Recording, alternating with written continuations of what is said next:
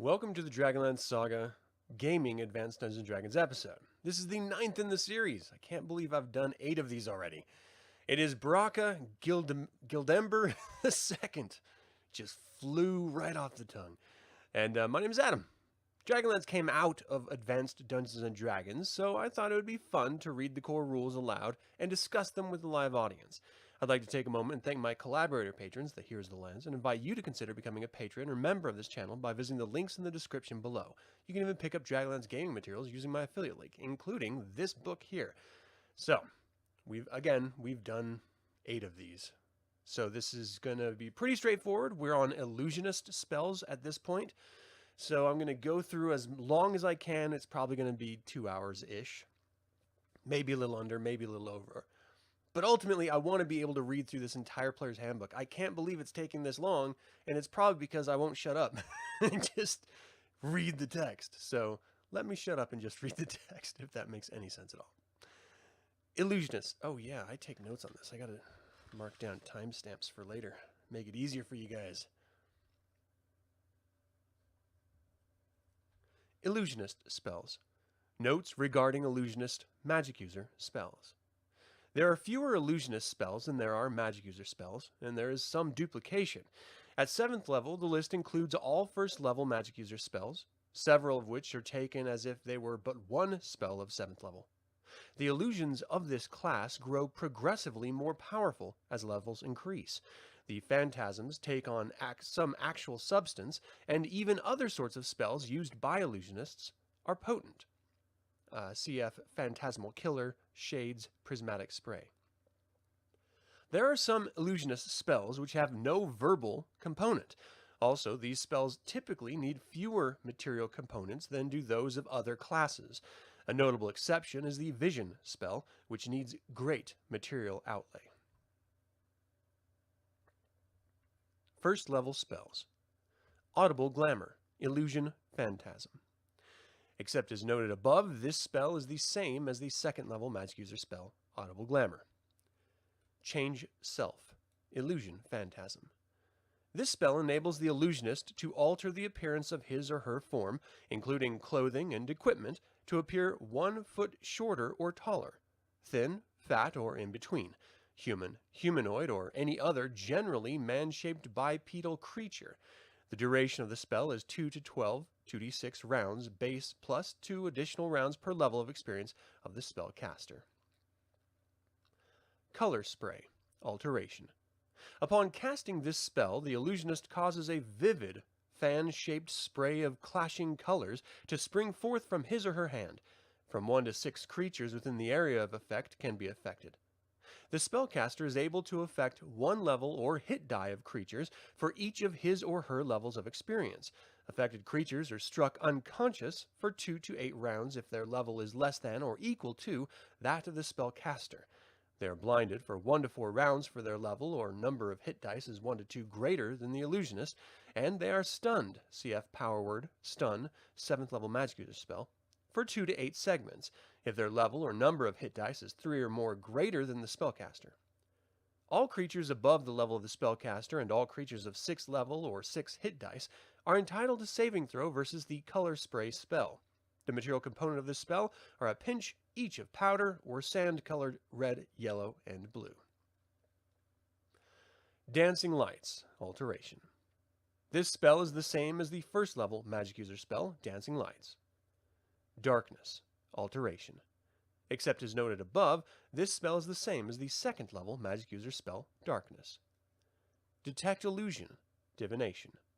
By means of this spell, the illusionist is able to see an illusion and know it for exactly that. Note that it can be used to enable others to see illusions as unreal if the spellcaster touches the creature with both hands and the creature looks at the illusion while so touched. The material component is a piece of yellow-tinted glass, crystal, or mica. Detect Invisibility, Divination. Except as noted above, this spell is the same as the 2nd level Magic User spell, Detect Invisibility. Gaze Reflection, Alteration. The Gaze Reflection spell creates a mirror-like area of air before the Illusionist. Any gaze attack, such as that of a basilisk or a Medusa, will be reflected back upon the gazer if it looks upon the spellcaster. Hypnotism, enchantment, charm.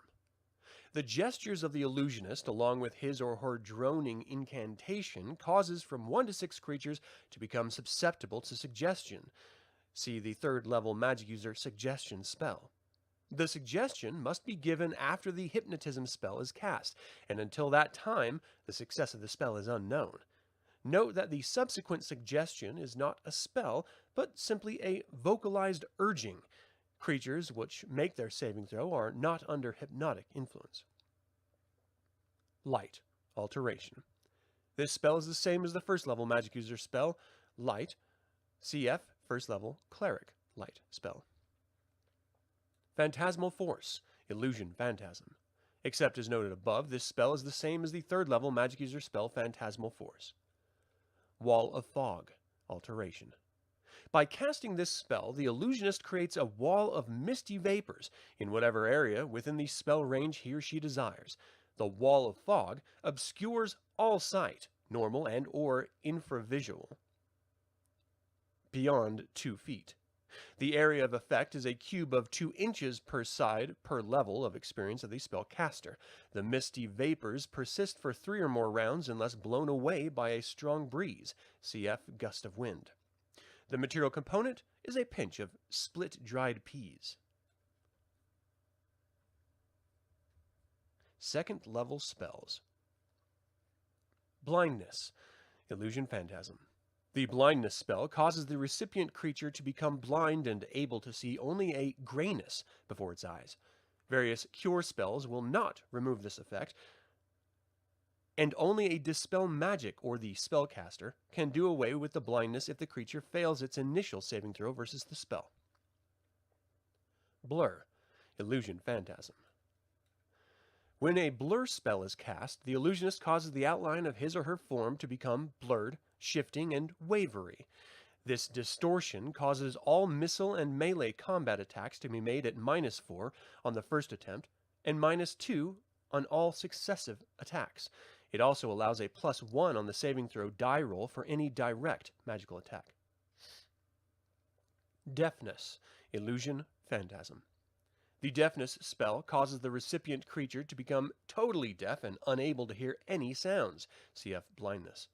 This deafness can be done away with only by means of a dispel magic or by the spellcaster.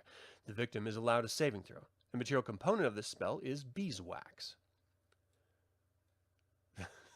That's so stupid. You just need beeswax to stick it in your ears so that you're deaf. Or you need beeswax to cast the spell, deafness. Detect Magic, Divination. This spell is similar to the 1st level cleric and the 1st level magic user spell, Detect Magic. Fog Cloud, Alteration. The fog cloud is a billowing mass of misty vapors, which is of similar appearance to a cloud kill, the fog being greenish. The spellcaster creates the fog cloud and it moves away from him or her at 1 inch per round rate, although it behaves in most respects just as if it were a cloud kill. The only effect of the fog is to obscure vision, just as a wall of fog does. Hypnotic Pattern, Illusion Phantasm. When this spell is cast, the Illusionist creates a weaving, turning pattern of subtle colors in the air. This hypnotic pattern will cause any creature looking at it to become fascinated and stand gazing at it as long as the spellcaster continues to maintain the shifting interplay of glowing lines. Note that the spell can captivate a maximum of 24 levels or hit dice of creatures, i.e. 24 creatures with 1 hit die each, 12 with 2 hit die each, etc. All creatures affected must be within the area of effect, and each is entitled to a saving throw. The Illusionist need not utter a sound, but he or she must gesture appropriately while holding a glowing stick of incense or a crystal rod filled with phosphorescent material.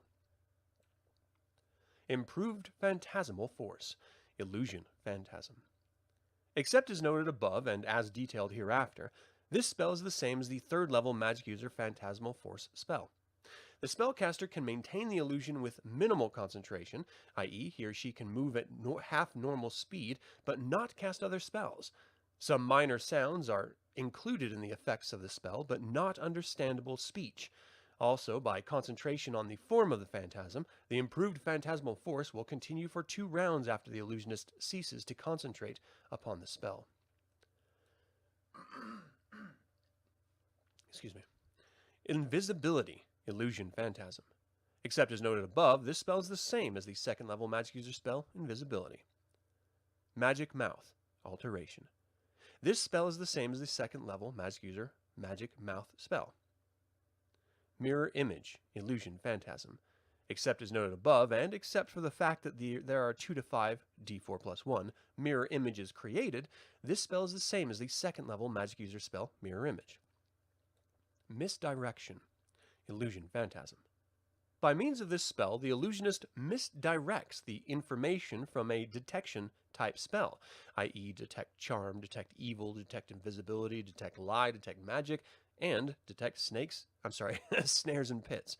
While the detection spell functions, the information it reveals will indicate the wrong area, creature, or the opposite of the truth with respect to the detect evil or detect lie.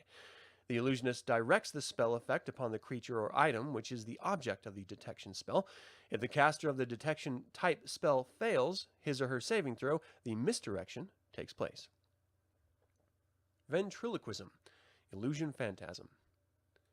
Except as noted above, this spell is the same as the first level magic user spell, Ventriloquism. Third level spells. Continual Darkness, alteration. When this spell is cast, a globe of impenetrable darkness is created. The effects of this darkness, as well as the material component of the spell, are the same as the second level magic user spell, Darkness, 15-foot radius, cf. Continual Light. Continual Light, alteration. This spell is the same as the second level Cleric Continual Light spell, except as noted above. Dispel Illusion, abjuration. By means of this spell, the spellcaster can dispel any phantasmal force, with or without audible glamour, cast by a non-illusionist. And this spell has the same chance of dispelling any illusion phantasm spells of another illusionist as a dispel magic spell does, i.e. 50% base chance adjusted by 2% downward, or 5% upward, for each level of experience, lesser or greater, of the illusionist casting the dispel illusion compared to the illusionist casting the spell to be dispelled. Fear, illusion phantasm. Except as noted above, this spell is the same as the fourth level magic user spell, Fear. Hallucinatory Terrain, illusion phantasm. Except as noted above, this spell is the same as the fourth level magic user Hallucinatory Terrain spell. Illusionary Script, illusion phantasm. This spell enables the illusionist to write instructions or other information on parchment, paper, skin, etc. The illusionary script appears to be some form of foreign or magical writing.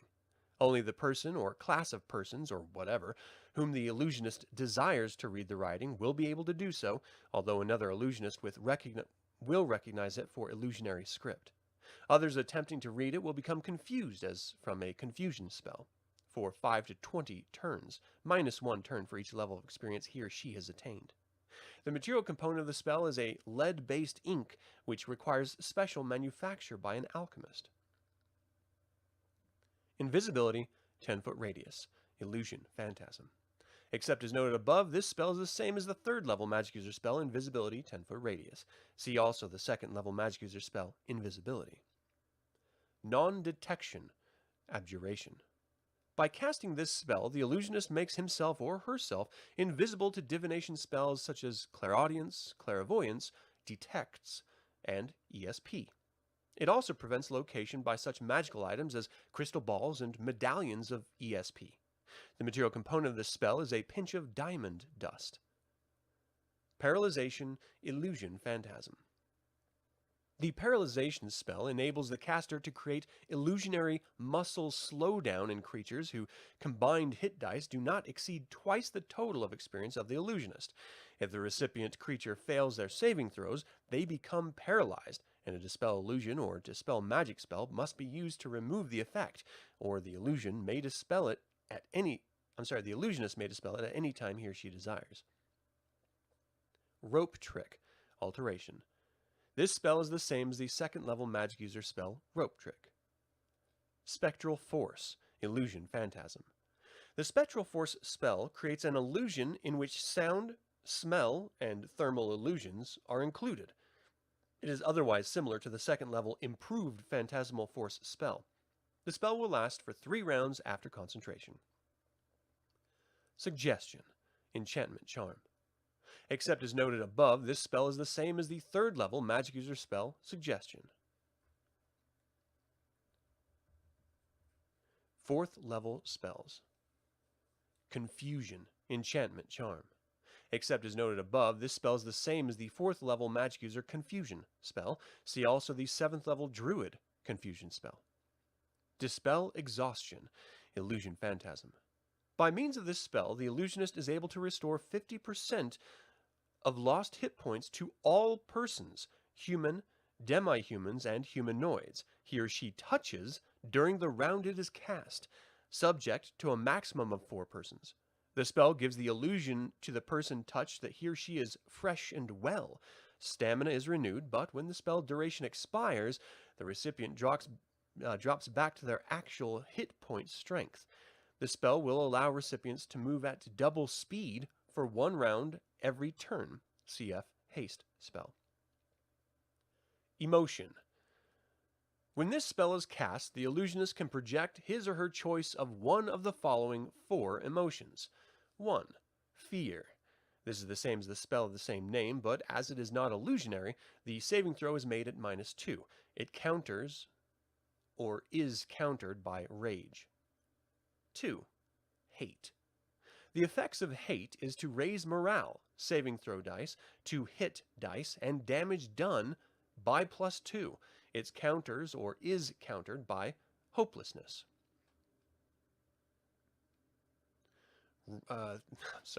3. Hopelessness. This has the same effect as the symbol of hopelessness. It counters or is countered by hate. 4. Rage. The rage emotion causes the recipient to become berserk. Attack at a +1 to the 2 hit dice, do +3 hit points of damage, and gives a temporary +5 hit points to the enraged creature.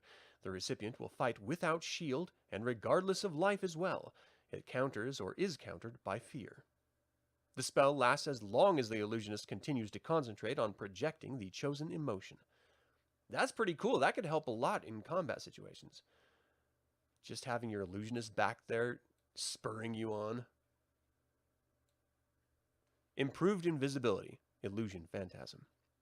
This spell is similar to Invisibility, but the recipient is able to attack, either by missile discharge, melee combat, or spell casting, and remain unseen. Note, however, that there are sometimes telltale traces, shimmering, so that an observant opponent can attack the invisible spell recipient. Such attacks are at -4 on the 2 hit dice, and all saving throws are made at +4. That's awesome! You can attack and still be invisible? I dig that. Mass Morph. This is a good one. Hold on, I got a picture I'm going to show you. I love these images. It's so cool. Illusion Phantasm.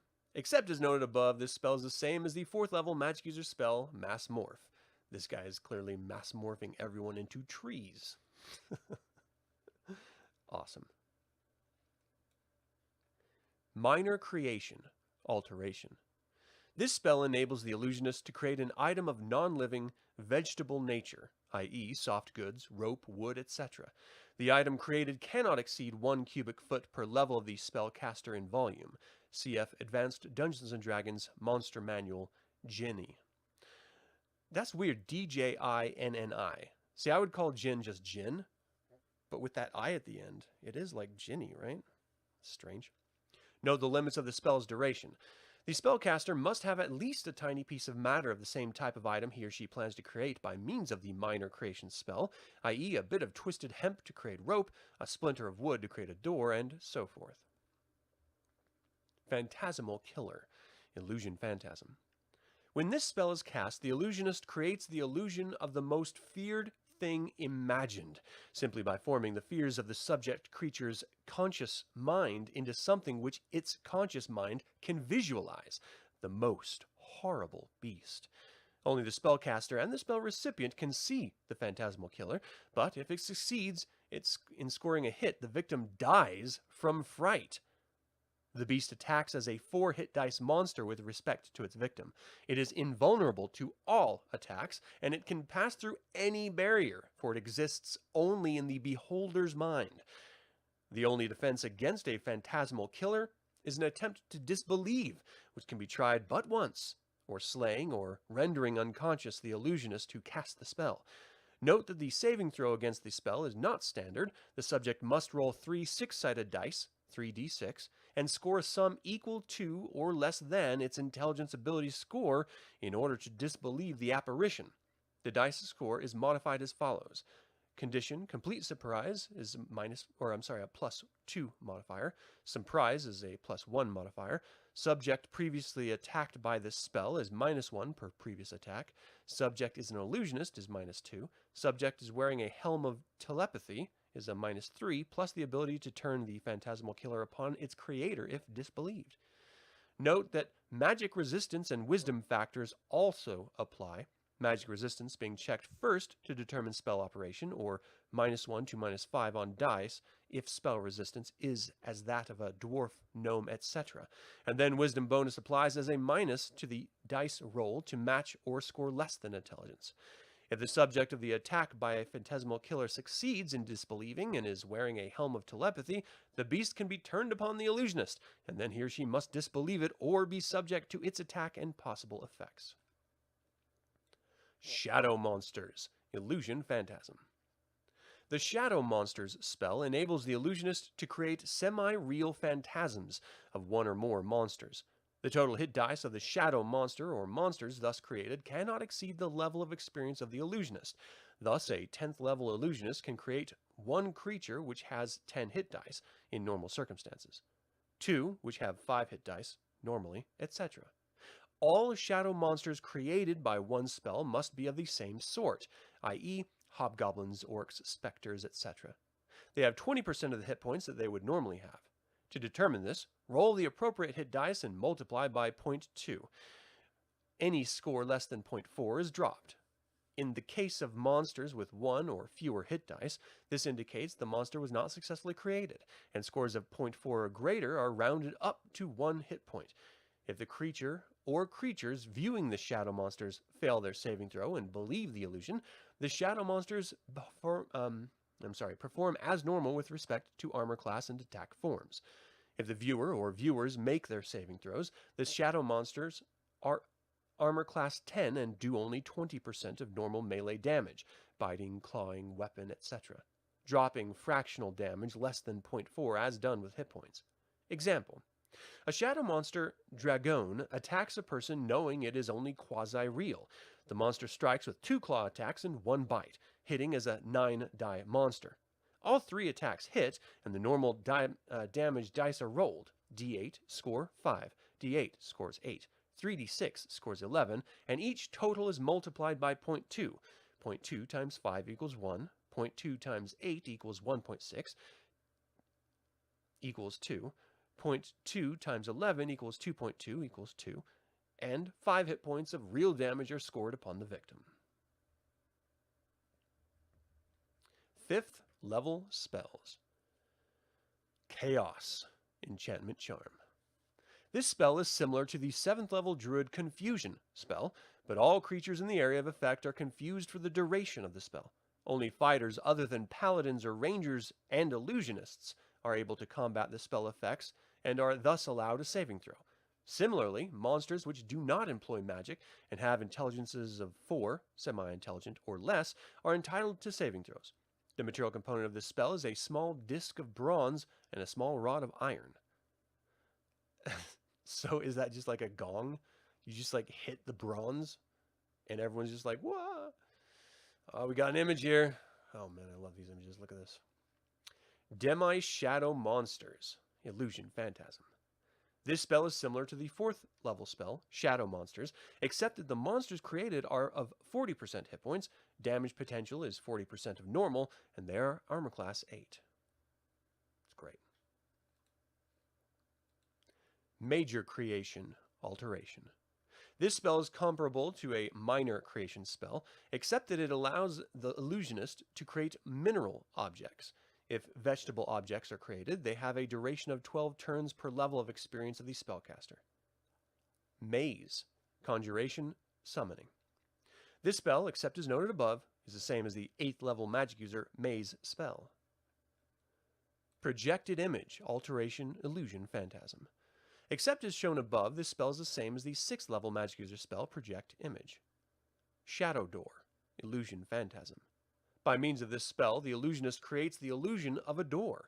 The illusion also permits the illusionist to appear to step through this door and disappear, when in reality, he or she has darted aside and can then flee totally invisible for the spell duration.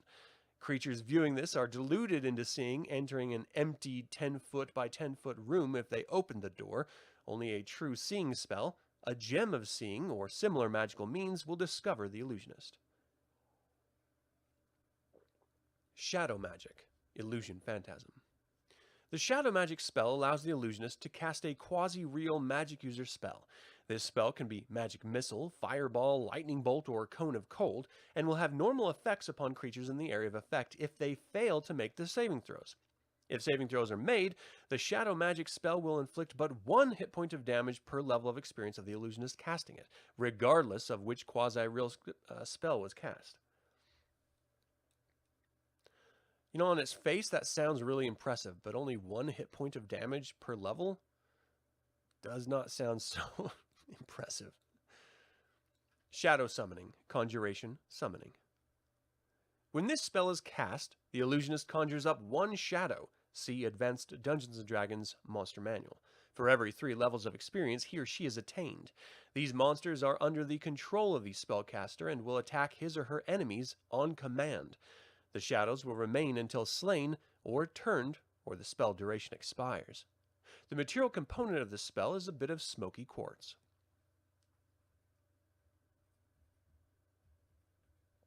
Sixth level spells. Conjure Animals, Conjuration, Summoning. Except as shown above, this spell is the same as the 6th level cleric spell Conjure Animals. Demi-Shadow Magic, Illusion, Phantasm. This spell is similar to the 5th level Shadow Magic spell, but in addition to the quasi-real spells listed thereunder, it enables the illusionist to cast a quasi-real wall of fire, wall of ice, or cloud kill. If recognized as Demi-Shadow Magic, the victim makes its saving throw. The Magic Missile, Fireball et al. Do 2 hit points of damage per level of experience of the spellcaster.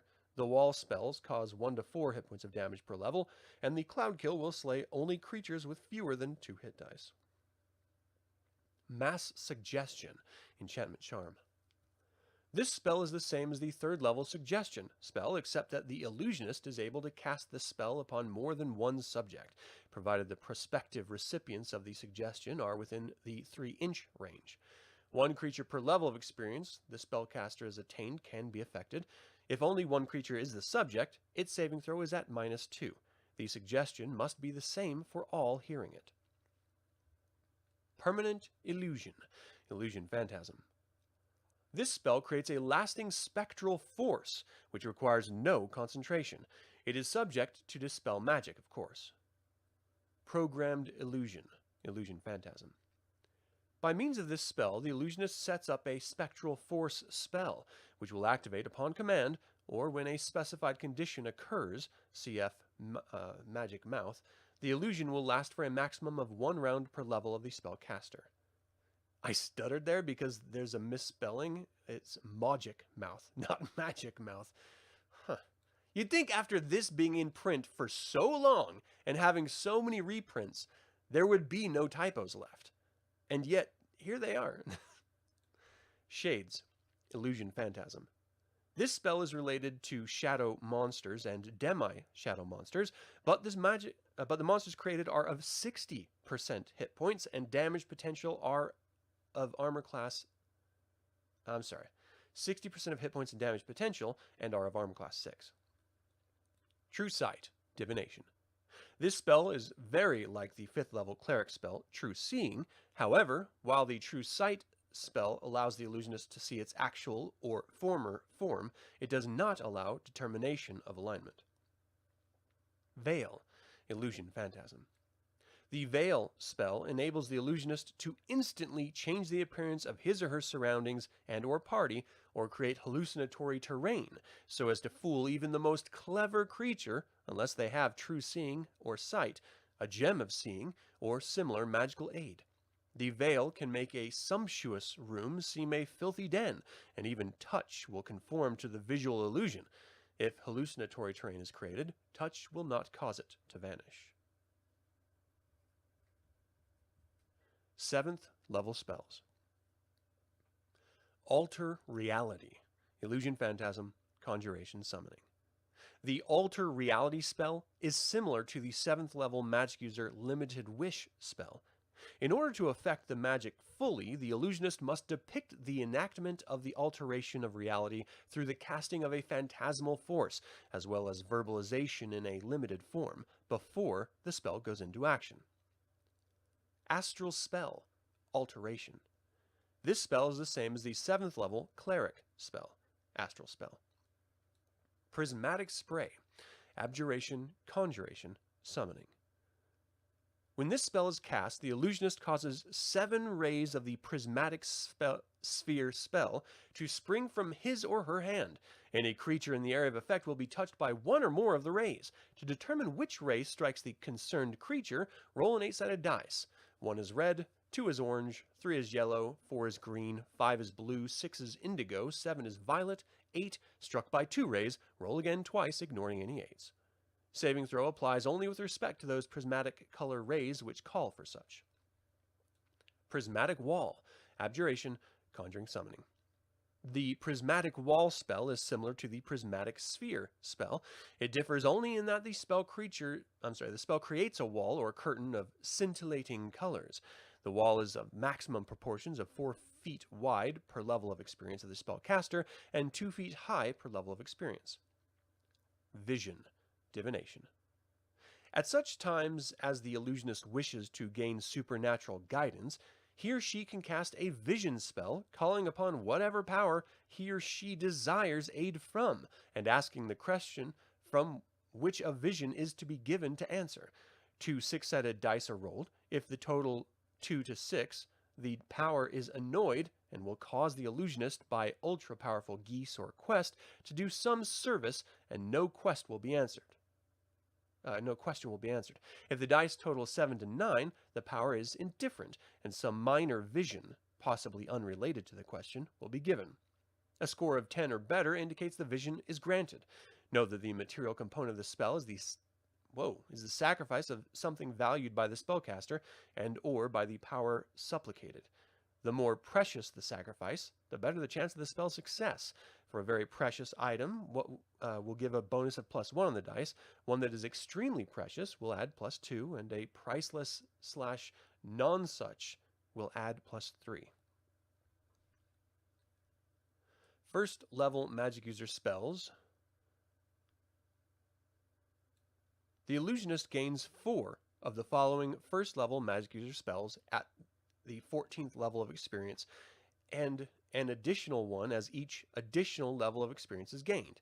The spells are Affect Normal Fires, Burning Hands, Charm Person, Comprehend Languages, Enlarge, Erase, Featherfall, Friends, Hold Portal, Magic Missile, Mending, Message, Nistol's Magical Aura, Protection from Evil, Read Magic, Shield, Shocking Grasp, Sleep, Tensor's Floating Disc, Unseen Servant.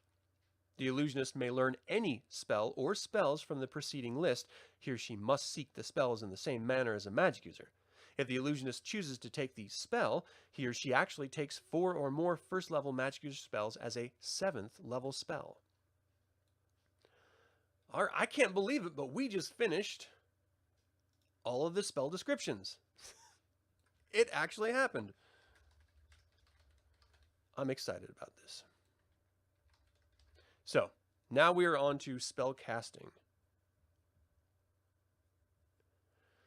The casting of spells during the course of an adventure will be discussed at length hereafter in this section of this book, which deals with all aspects of an expedition into underground or outdoor settings. Each character able to cast spells can remember only a certain number at any given level. This number can be modified by magical means. Once a spell is cast, that particular spell is wiped from the mind. Forgotten by another spell of the same type can still be remembered, i.e., the spell caster can have several of the same spell memorized and prepared for, within the number limits for his or her particular class and level. Most spells can be cast during the course of a single melee round, although some, particularly high-level ones, require more time. Casting a spell requires certain actions, and if these are interrupted, the spell cannot be cast and it is lost from memory. A good example of this is a magic user about to cast a fireball spell being struck by an arrow when in the midst of the spell. Magical silence or physical gagging will prevent verbal spell completion. Magical immobility prevents any spell casting. Physical restraint, including grappling, grasping, binding, etc., prevents proper somatic spell completion, for gestures must be exact and movements free and as prescribed. Despite these restrictions, there is no doubt that spells in general are potent offensive and defensive weapons, providing the caster does not hesitate, i.e., he or she must know which spell is being cast when the melee round begins. As each spell is cast, it is crossed off the character's list of spells memorized for that particular expedition. The same is true for any material components which are required for the spell cast. The components must be ready and then crossed off as expended. Scroll spells. Use of scroll spells is similar to the casting of normal memorized spells. They too disappear when read off the scroll, for their magical properties and energies are bound up in the characters, runes, signs, sigils, and words written for the particular spell. Being written, this scroll spell requires no somatic or material components. The time required to cast, read, a scroll spell is exactly that shown for the memorized spell. Of course, this assumes the scroll is in hand and ready to read. In general, scroll spells will be 12th level as regarded range and duration and area of effect. Notable variations occur in projectile attack spells, magic missile, fireball, lightning bolt, which have variable strength. Other information regarding scroll spells will be given by your dungeon master as the need arises. Interesting. So just as a bit of a note, because Advanced Dungeons & Dragons is dramatically different than Dungeons & Dragons 5th edition, each round, and we're going to be getting into this, I think once we get to the Dungeon Master's Guide actually, is broken into segments, and I believe it's 10 segments. And each spell tells you under casting time how many segments it takes to cast that spell. So most of them shown in the Illusionist as I'm scrolling through here are 7 segments. The Astral spell, for example, is 3 turns, which is definitely different than segments, and we'll have to get into that explanation here in just a little bit. I do have the next section here. Let's see. Sorry, I'm writing down timestamps so I can make my notes later. We're beginning the next segment of the adventure. Oh my gosh. I'm not getting this to work. There we go. And there's a great image, so I want to share it. When you go on an adventure, you and in all probability one or more of the other characters will go to explore some underground labyrinth or area of land outdoors. Your dungeon master will have carefully prepared a map of the place you and your party are to enter, a map showing all outstanding features of the place, with numbers and or letters to key encounter special interest areas. Your DM will give you certain information prior to the adventure. You might have to ask questions of the local populace, or you might have heard rumors or know of legends, so your party can properly equip itself for the expedition, hire men-at-arms, and obtain mounts or whatever in order to have the best possible chance for success in dungeon or wilderness setting. Of course, going about a city or town might in itself be interesting, informative, and dangerous, so a third sort of adventure can occur at any time, the city or town adventure. These three major types of adventures have elements in common and differences, so each will be described separately. The various elements of all sorts of adventures are given thereafter. Your campaign referee has detailed information, including charts, tables, and matrices, so he or she will be completely equipped for conducting any sort of adventure. Dungeon expeditions. Adventures into the underworld mazes are the most popular. The party equips itself and then sets off to enter and explore the dungeons of some castle, temple, or whatever. Light sources, poles for probing, ropes, spikes, and like equipment are the main tools for such activity. And since none of the party will know the dungeon's twists and turns, one or more of the adventurers will have to keep a record, a map, of where the party has been. Thus you will be able to find your way out and return for yet more adventuring. As your party is exploring and mapping, movement will be slow, and it is wise to have both front and rear guards. In the dungeon will be chambers and rooms, some inhabited, some empty. There will be traps to catch those unaware, tricks to fool the unwise, monsters lurking to devour the unwary.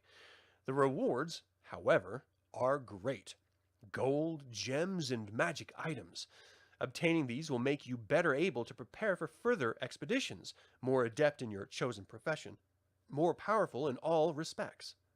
All that is necessary is to find your way in and out, to meet and defeat the guardians of the treasures, to carry out the wealth. Outdoor exploration. Adventuring into unknown lands or howling wilderness is extremely perilous at best, for large bands of men and worse might roam the area. There are dens of monsters and trackless wastes to contend with. Protracted expeditions are therefore normally undertaken at higher level characters. Forays of limited duration are possible even for characters new to adventuring, and your DM might suggest that your party do some local exploration, perhaps to find some ruins which are the site of a dungeon, or to find a friendly clan of dwarves, etc. Mounts are necessary, of course, as well as supplies, missile weapons, and the standard map-making equipment.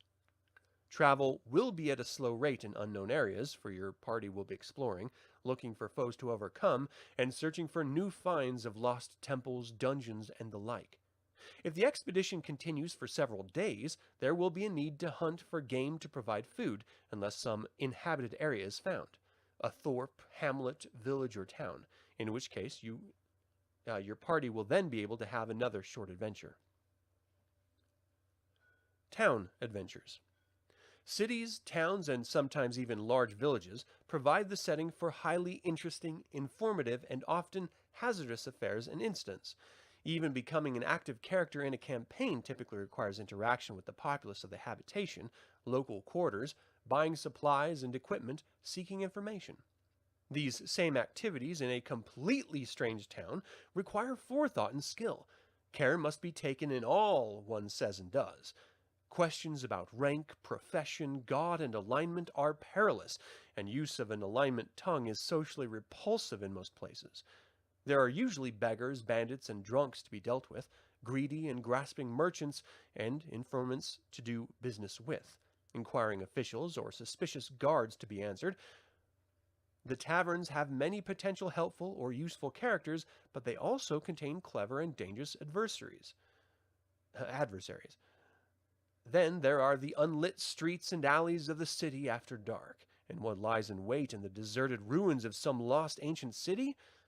Meat and drink for the doughty advanced D&D'er. Preparation for one of these adventures is highly important, and one can lead directly into another sort of altogether.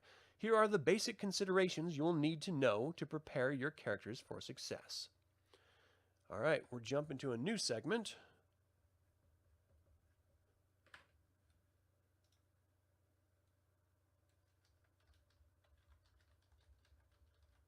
Encumbrance. Whatever you select to carry will have both weight and volume, or bulk. Equipment for adventuring is necessary, but too much is deadly. In order to be able to move with reasonable rapidity and freedom, the number of items carried and apparel worn must suit encumbrance restrictions. Remember that the volume of something can be as critical as its weight. i.e. 20 pounds of feathers in a sack are cumbersome. What? 20 pounds of feathers. To be useful, items generally must be readily accessible, so this consideration must also be borne in mind. Lastly, as the main purpose of adventuring is to bring back treasure, provision for carrying out a considerable amount of material must also be made. The table below gives you a guideline respecting weight and bulk carried and how movement is affected. All right, let me show you guys this really quick. So it's right here. So encumbrance, normal gear, about 35 pounds and no great bulk. Movement is 12 inches. Subject can run quickly. Reaction and initiative is normal or better. Heavy gear or armor and or equipment of about 70 pounds or fairly bulky is 9 inches. Subject can make a lumbering run. Reaction and initiative are normal, no bonuses. Let's see here. Very heavy gear, armor and or equipment of 105 pounds and bulky, such as plate armor, is 6 inches. Subject can trot for short distances and they are slowed. Encumbered, armor and or equipment over 105 pounds, weighty and or very bulky, is 3 inches to 4 inches, no trotting possible, and slowed greatly. Strength penalties or bonuses will modify these guidelines. Weight is usually stated in gold pieces, 10 gold pieces equaling 1 pound. Volume can only be calculated from known comparisons, as the size and shape of objects varies from individual to individual, i.e., how big is a tapestry? All right, we're on the next segment here.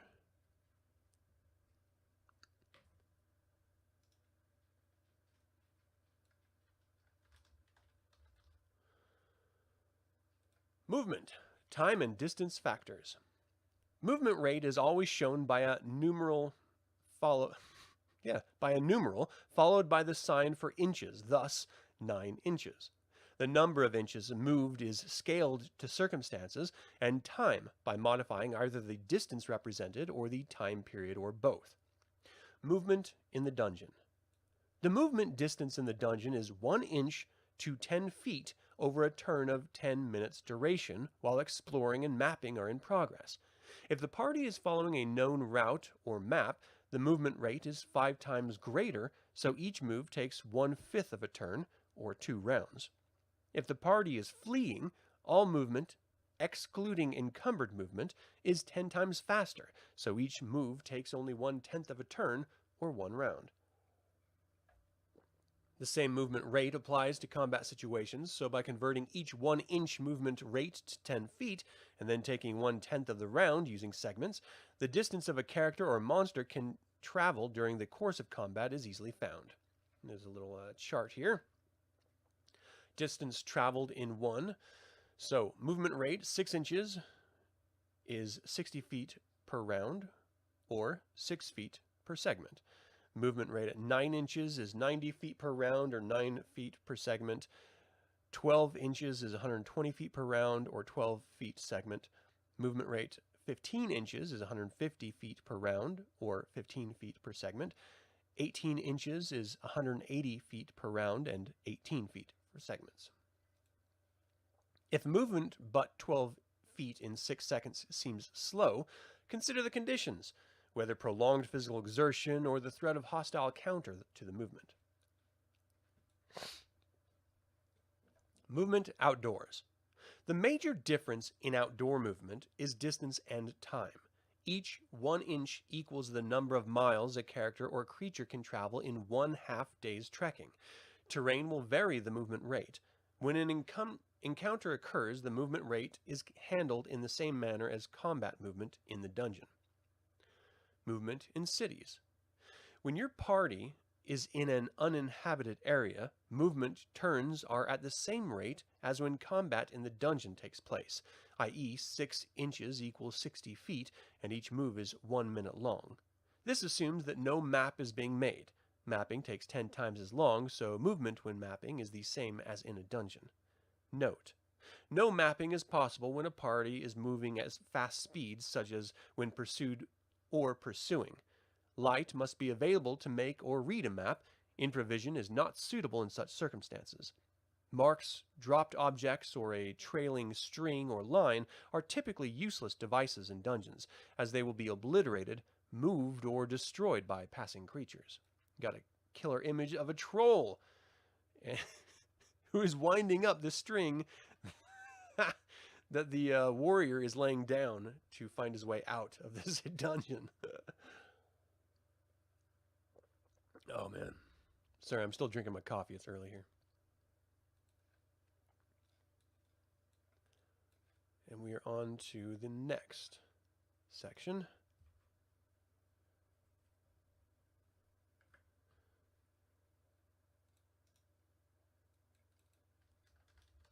Light. Infravision, the ability to see radiation in the infrared spectrum, is an ability possessed by most of the creatures dwelling below ground and nocturnal animals. Some characters have this ability due to race or by magical means. However, as many creatures can only see in light, which is normal to the human visual spectrum, the mapping requires light also. Some form of light generating device is necessary for activities in dungeons or at night. The table below gives the properties of the usual light sources. All right, here's our table. A torch is 40 feet radius of illumination and 6 turns burning time, or 1 hour. A lantern is 30 feet at 24 turns. Illumination is from burning 1 pint of fine oil. Bullseye lantern is 80 feet. Illumination is 1 inch wide only and can be masked by shutter, and 24 turns duration time. Magic dagger is 10 feet. I never thought about this. The light emanating from a magical weapon is sufficient to see in some cases. I'd never considered that until recently. Huh. Okay. Recently being right now. Magic dagger is 10 feet infinite. Magic short sword is 15 feet infinite. And magic long sword is 20 feet infinite. That's pretty awesome. All right, next segment.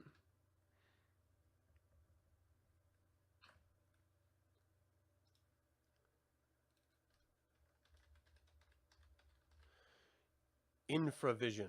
As previously mentioned, infravision is the ability to see into the infrared spectrum. Thus, heat radiation becomes visible and differences in temperature allow infrared sight. Warm things are bright, cool things are gray, very cold things are black. Most infravision extends to 60 feet distance. Dungeon-dwelling monsters have infravision to 120 feet. All infravision is spoiled if a light source is shedding illumination upon the creature possessing the infrared sight capability. Similarly, great heat will spoil the capability.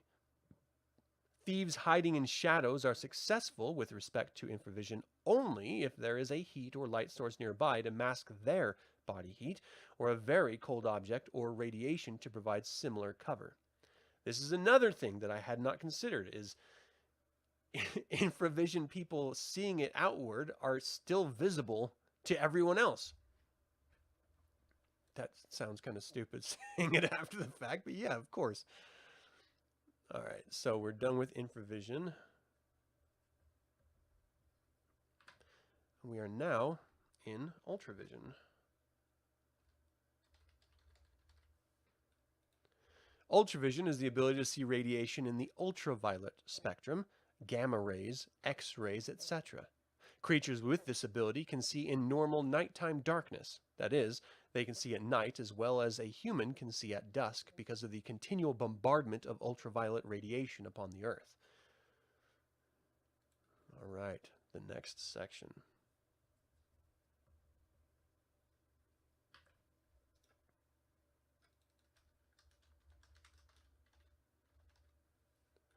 Silent movement. Characters typically make a certain amount of noise and thus alert opponents of their presence, but thieves, as well as characters able to move quietly because of a magical device such as Boots of Elvenkind, have a chance to be absolutely silent when moving. This chance to be absolutely silent is given as a percentage, plus or minus modifiers, and the character must roll percentile dice to score less than or equal to the percentage chance he or she has to move without sound. Success indicates silent movement and an improved chance to surprise an opponent or slip past it. Nice.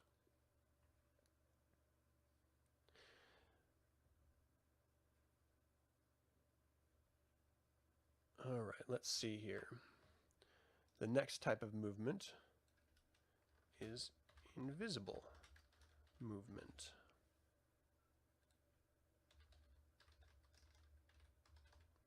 There we go.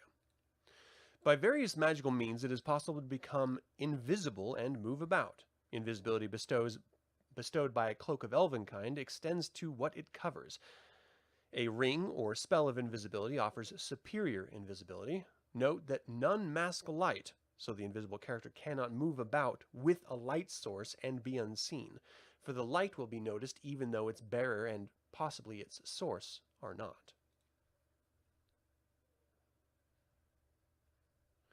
All right, the next one is surprise. And this is really important to most types of characters. Surprise is simply the unexpected, unprepared for. Characters can be surprised just as creatures they can encounter. Noise and light can negate chances for surprise with respect to characters or creatures they encounter. Surprise is usually expressed as a 2 in 6 chance for all parties concerned, i.e. a 6-sided die is rolled with a 1 or 2, indicating surprise. Some monsters are more capable of surprising foes than the normal 2 in 6 probability, and some cannot be surprised as easily, so they have a reduced probability, 1 in 6, 1 in 8, etc. Each one of surprise equals 1 segment, 6 seconds, of time lost to the surprised party, and during the lost time, the surprising party can freely act to escape or attack whatever. If both parties are surprised, then the effect is negated or reduced. And here's the surprise chart here. The difference of 0, lost segments 0, 1 is 1, 2 is 2, and 3 is 3. Interesting. Assuming the party of characters moving silently and invisibly comes upon a monster, they have a 4 of 6 chances to surprise, and the monster has 2 in 6. A 6-sided dice is rolled for the party, another for the monster. Both sides could be surprised. Neither could be surprised, or either could be surprised. This is shown on the table below. So this is really, I've as a DM in playing AD&D, I've never actually rolled surprise unless someone was intending a surprise, you know? I mean, just like wandering into a location, I've never thought about that as surprise unless they're like, we're going to sneak in and try to surprise them. But this is just presenting, no, every single encounter, unless they're waiting to surprise them, you know, you have to just roll it because, you know, let's be honest, the monsters may be, I don't know, picking their butt or, you know, taking a leak against the dungeon wall, not even considering that adventurers are going to come wandering in. It's interesting. All right. Where was I? Assume the party of characters moving silently and invisibly comes upon a monster. They have 4 and 6 chances to surprise. The monster has 2 and 6. A 6-sided die is rolled for the party, another for the monster. Both sides could be surprised. Okay, so noise or light can negate the chance of surprising a monster. Similarly, if the party is aware of a monster, the party cannot be surprised by it unless it is also aware of them. In the latter case, it might be able to hide and ambush the party. If surprise exists, the surprising party can use the time segments to flee, escape, close, or attack. Distances of 10 feet or less can usually be closed and an attack made in 1 segment. Physical attacks during surprise situations are also possible on a 1 per segment basis, whether the form is by weapon, projectile, or method intrinsic to the creature, claws, fangs, etc. Even a breath weapon use. Magical spells require the proper number of segments of casting time regardless of surprise. See also initiative hereafter. Okay, we are on to the next section here.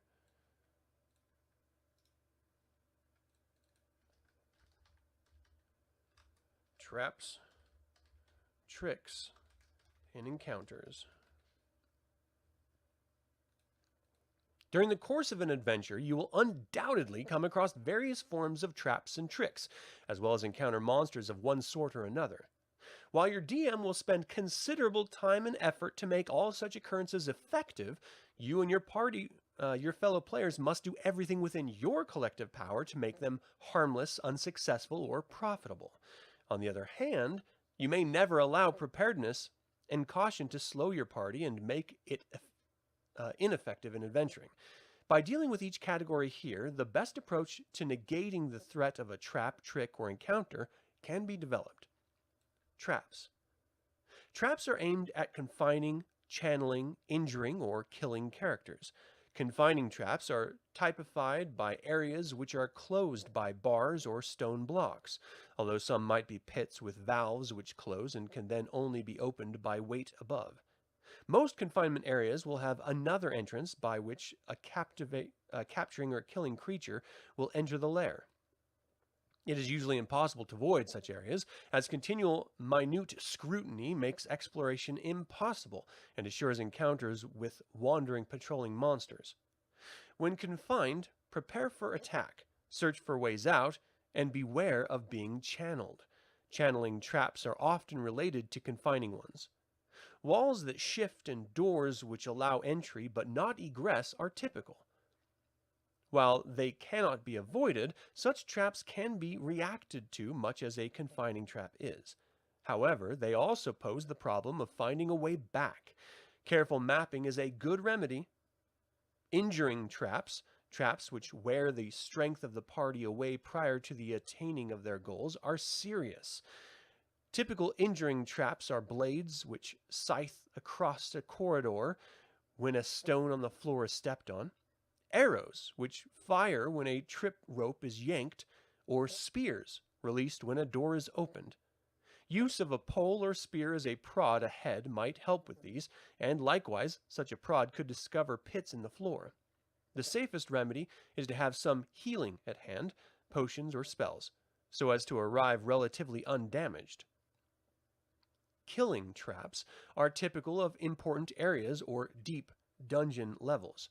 Deep pits with spikes, poison missiles, poisoned spikes, chutes to fire pits, floors which tilt to deposit the party into a pool of acid, or before an angry red dragon, 10-ton blocks which fall from the ceiling, or locked rooms which flood are examples of killing areas.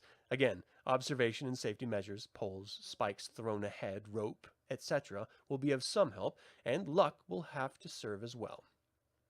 In summation, any trap can be bad, and many can mean a character's or the entire party's demise.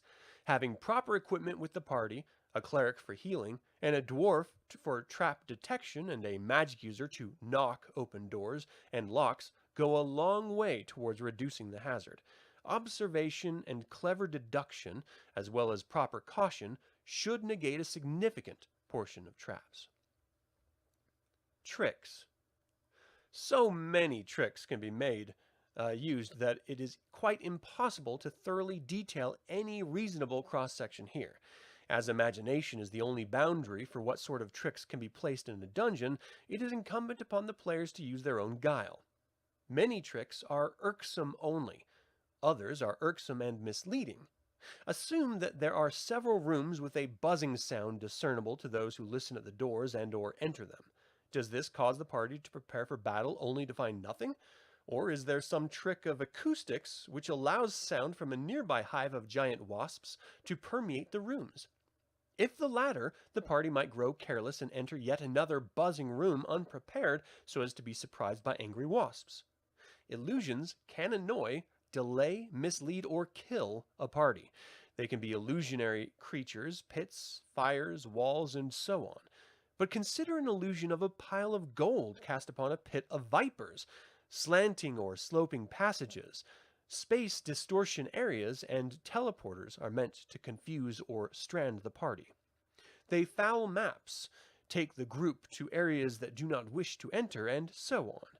The same is true of sinking or rising elevator rooms, sliding rooms, and chutes. As an example of the latter, consider a chute at the bottom of a pit, or one at the end of a corridor which slopes upwards, so that the effect is to deposit the party on the original level, but seemingly on one deeper. Rooms can turn so as to make directions wrong. Secret doors can open into two areas if they are properly manipulated, and seemingly harmless things can spell death. Tricks are best countered by forethought and discernment. They can be dealt with by the prepared and careful party, but rashness can lead to real trouble. Your DM will be using his imagination and wit to trick you, and you must use your faculties to see through or at least partially counter such tricks. Encounters. A monster can be a kindly wizard or a crazed dwarf, a friendly brass dragon, or a malicious manticore. Such are the possibilities of encounters in dungeons, wilderness, or a town. Chance meetings are known as encounters with wandering monsters. Finding a creature where it has been placed by the referee is usually referred to as a set encounter. Wandering monsters can be totally random or pre-planned. A party wandering into the woods outdoors or on a deserted maze in the dungeon might run into nearly any sort of monster. If the woods were the home of a tribe of centaurs, or the dungeon level one constructed by a band of orcs, certain prescribed encounters would randomly occur, however. At prescribed intervals, your DM will generate a random number to find if any meeting with a wandering monster occurs. Avoiding or fleeing such encounters is often wise, for combat wears down party strength, and wandering monsters seldom have any worthwhile treasure. If monsters pursue, you can consider hurling down food or treasure behind. Thus, the pursuing monsters can be lured into stopping to eat or gathering coins or gems. When confrontation is unavoidable, be wary of tricks. Finish off hostile creatures quickly and get on with the business of their expedition. As determination of chance encounters is usually a factor of time, do not waste it. And your party, endless checking of walls of secret doors, listening at every door, etc. As noise is a factor your DM will consider in the attraction of additional monsters, never argue or discuss what course of action your party is to follow in an open place for long periods. A fight will take time and cause plenty of noise, so move on quickly after combat with wandering monsters. Pre-planning and organization are essential to all successful play, no less here than elsewhere. I actually really like that idea. The fact that you're sitting there combating a wandering monster for however long, making all that noise and screams and stuff, the chance of someone hearing and coming to investigate is incredibly high. It's also something that, again, I've never considered being a player has ever had any effect with the DM. They don't, and I haven't done that either as a DM, thinking that there's, maybe there's a monster in a room down the hall who would hear you attacking a wandering monster and come to investigate. It's very much always been the case where these are set areas and the sound seems to be contained in these areas. Even though that makes no sense at all logically, that's how I've always approached it. I'm going to change that moving forward because it does make perfect sense that, fighting takes time and effort and, of course, wears down your spells and your hit points. So you need to avoid combat as much as try to engage in it to gain treasure. And trying to get a party as a DM to feel overwhelmed or feel like they don't need to kill everything seems to be rather challenging for me as a DM. Do you guys ever experience that? All right. Set encounters are meetings with monsters placed by your DM. All such encounters will be in or near the monster's or monster's lair. So, unlike encounters with wandering monsters, these incidents promise a fair chance for gain if the monster or monsters are successfully dealt with. A successful expedition usually is aimed at a particular monster or group of lairs discovered during previous excursions. Note, a lair is wherever the monster dwells, even such places as a castle, guardhouse, temple, or other construction. All encounters have the elements of movement and surprise, previously discussed, as well as initiative, communication, negotiation, and/or combat.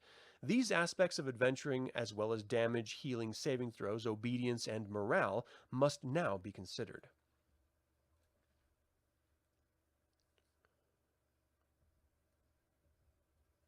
Okay, we are on to the next segment. Initiative. The initiative factor affects who can do what and when during the course of an encounter of any sort. Surprise, already covered heretofore, obviates the need for initiative checks, as the surprising party has complete freedom of action for a time. However, Surprise eventually wanes, and then, just as in other circumstances, the relative weight of action must be determined. Initiative allows one group, the party or the monsters, to begin some course of action prior to the other group. Actions affected by initiative are many and include slamming a door, fleeing, moving to grapple or melee, a call for a truce or surrender, firing wands, discharging missiles, beginning a spell, and so on. The initiative check is typically made with 2 6-sided dice, 1d6 for the party and another of a different size or color for the creatures encountered. This check is made each round of play where first action is a factor. Because a round is a full minute long, dexterity seldom is a factor in the determination of which side acts first. However, if one group is slowed or hastened, or one or more members of the group are, the initiative will always go to the non-slowed or hasted side. In most other cases, the group with the higher dice score will always act first. For effects of initiative in fighting, see combat hereafter. Initiative is one of those things that is very much a house rule for every single game I've ever played. Depending on whoever is running the game or the agreement that the group comes to. I have never rolled a d6 every single round to see who goes first in any sort of encounter. I've always done it at the very beginning and then just proceeded afterward. And rather than doing it for the group, I have always done it per individual, including individual monsters. So it becomes more challenging to track when it's a larger battle, but honestly, I've never even thought to do it for the group. That just doesn't seem to make sense to me because some people are faster than others in their movement. But, as they're saying here, dexterity seldom is a factor in the determination of which side acts first. Just never played that way before. Have you guys? Is this just me? We are on to the next section.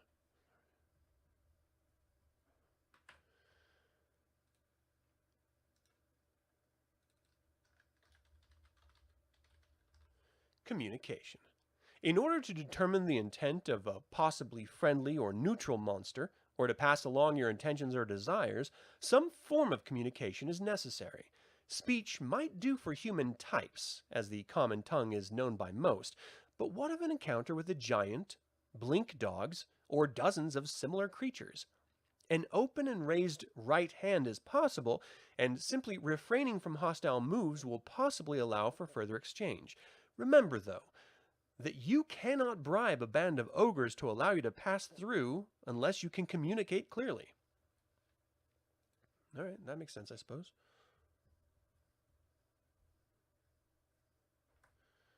The next section. Negotiation. Most DMs love communication and negotiations, for this allows them to assume an active role in actual play. Your referee will assume the persona proper to the creature your party is dealing with, be it shy and hostile, stupid, greedy, helpful, misinformed, or whatever. Intelligent monsters will always balance the offer versus the expectation. A lone ogre is likely, even with his rather dim wit, to recognize that a strong party will kill him if he attacks or demands too much, so a small bribe is better than a risky combat to get flesh to eat and pretty baubles to have. On the other hand, weakness will be exploited by any basically hostile monster unless it seems certain that more can be gained by other action. Be resigned to pay amounts in excess of the actual value received. As a player, you must earn what you gain. Negotiations usually give you a chance to get on with the earning process, or live to come back and fight another day. Always be wary and use your wits. Look at all facets of the situation, and then use your best judgment accordingly. In many cases, a payment, bribe, toll, share, or ransom fee will enable success or survival, and negotiation is a useful tool to the expert adventurer.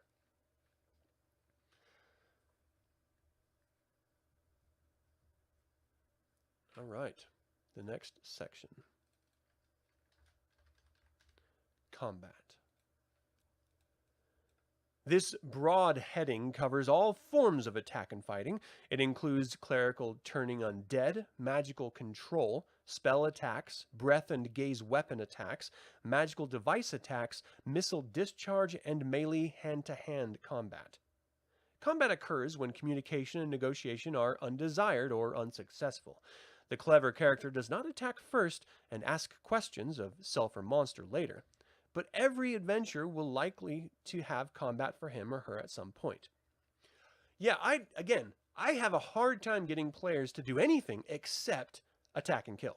Like that is just like you go into this Diablo mode where the sole purpose of winning any encounter is just murdering the other people.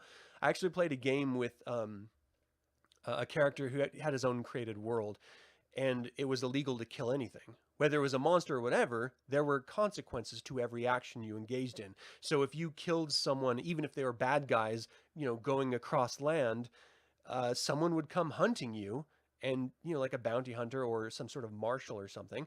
And if they ever caught you and could pin you as the murderer, you would have to face the social consequences of that, be it jail or execution or whatever. It added a whole different dimension to the gameplay to me. And in some cases, it's nice that there is that difference. And in other cases, it's kind of annoying. But it just depends on where you are in the government and political situations that, in order to consider. It's kind of cool. All right. Turning undead. Clerics are empowered with the ability to turn away undead creatures, as well as certain lesser demons, devils, godlings, and paladins through their power of their profession and holy or unholy symbols. The cleric's level of experience dictates the level of success he or she can expect to achieve in this action. As the level of experience increases, the cleric is actually able to destroy undead by the power of his or her religion, or in the case of evil clerics, destroy or command to service such undead if they are the same alignment as the cleric, or neutral, such as skeletons or zombies. Success also depends on opportunity, of course. The cleric must be in a position to step before the undead, and he or she must have time to speak and hold forth the religious symbol in order to turn or command undead. And this, of course, precludes other spell activity. Magical control. Magical control is given over certain creatures by means of potions, scrolls, rings, and similar magical means. A potion ingested will allow a character a chance to control the actions of a dragon. A scroll read will prevent elementals from attacking.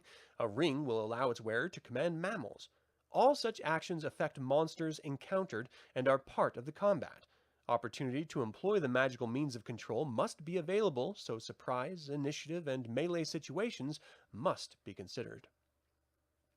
A potion cannot be found, opened, and swallowed while a giant is beating upon the character with a club. A scroll cannot be read in the whirlwind of an air elemental's attack, and it is too late to command a hungry weasel not to attack when it's already feasting on prey. Spell combat. Unless combat is spell versus spell, many such attacks will happen near the end of a melee round.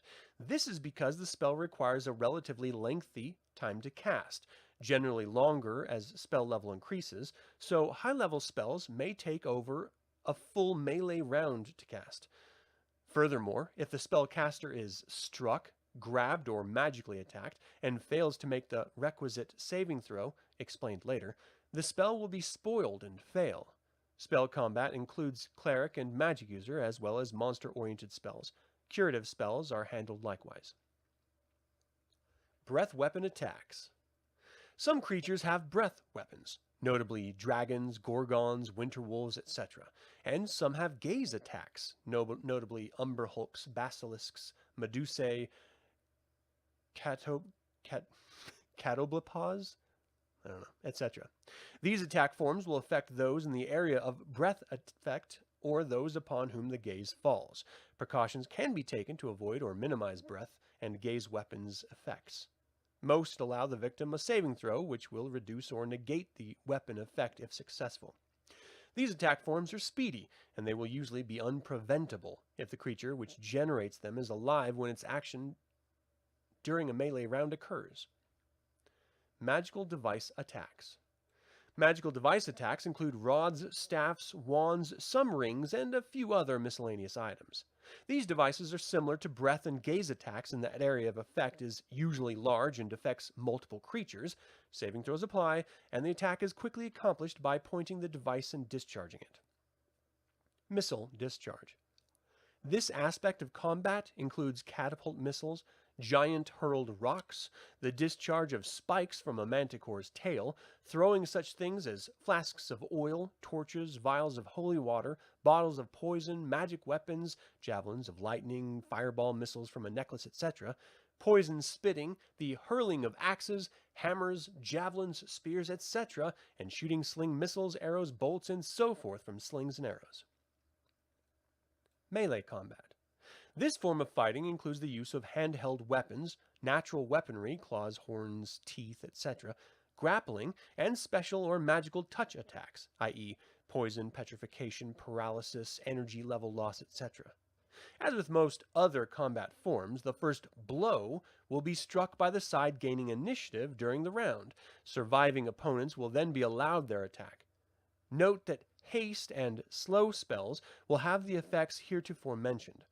Fighters able to strike more than once during a round will attack once before opponents not able to do so, regardless of initiative. But if fighter and fighter melee, initiative tells. But if fighter and fighter melee, then initiative tells. Okay. Position and weapon length will sometimes affect the order of attack in melee combat. Participants in a melee can opt to attack, parry, fall back, or flee. Attack can be by weapon, bare hands, or grappling. Parrying disallows any return attack that round, but the strength to hit bonus is then subtracted from the opponent's to hit die rolls, so the character is less likely to be hit. Falling back is a retrograde move facing the opponents and can be used in conjunction with a parry, and opponent creatures are able to follow if not otherwise engaged.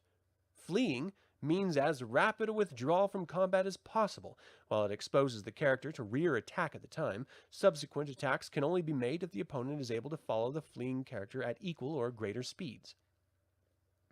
Have you guys ever parried in combat? Like, it's one of those moves in a video game, and especially in like AD&D. You know, Dungeons & Dragons as a game system has evolved more to be video game-like. That, you know, especially 4th edition was very video game-like, but even 5th edition arguably is. And so these maneuvers become more and more popular and, I don't know, anecdotally used. But again, it could have been my age when I was playing AD&D as a kid. I never thought about parrying and backing away and stuff like that, because facing an enemy and, you know, sort of having figures on a grid was just not something we did. You know, we explained or we used paper to sort of, you know, give a mock generic idea of where every monster is and where every hero is, but we never had it so detailed that, you know, that type of movement was really, really important. Did you guys? I don't know. All right, example of combat. A party of 5 characters, a magic user, a cleric, a thief, a human fighter, and a dwarf fighter, surprise an illusionist with 20 orcs. The opponents are 30 feet distant, and the magic user immediately begins casting a sleep spell. The cleric also prepares to cast a spell, Silence, 15-foot radius. Meanwhile, the thief darts to the rear of the party to attempt to hide in the shadows and attack from behind when opportunity presents itself. The human fighter knocks an arrow and shoots it at the illusionist, and the dwarf hurls an axe. The surprise segment is over, and initiative is determined. The illusionist and orcs win initiative, and while the former begins a spell of his own, the latter rush to attack, hurling spears as they come. A spear hits the magic user, so the sleep spell is spoiled. The orcs are attacked by the fighters, the cleric casts his spell upon the illusionist, and the magical silence both spoils his prismatic spray spell and enhances the chances for the thief's attack, for he is successful slinking and sliding around in the shadows. Thus, after surprise and 1 melee round, the party has inflicted 2 hits upon the illusionist, spoiled his spell attack, and felled 1 orc and wounded another. They have taken 3 spear hits and had 1 of their spell attacks ruined. Initiative is now checked for the second round. The illusionist orcs again win initiative and attack first. 5 orcs going after each fighter to grapple, 6 rushing the magic user, and 3 heading for the cleric. The fighters are pulled down, as is the magic user, but the cleric avoids their grasp.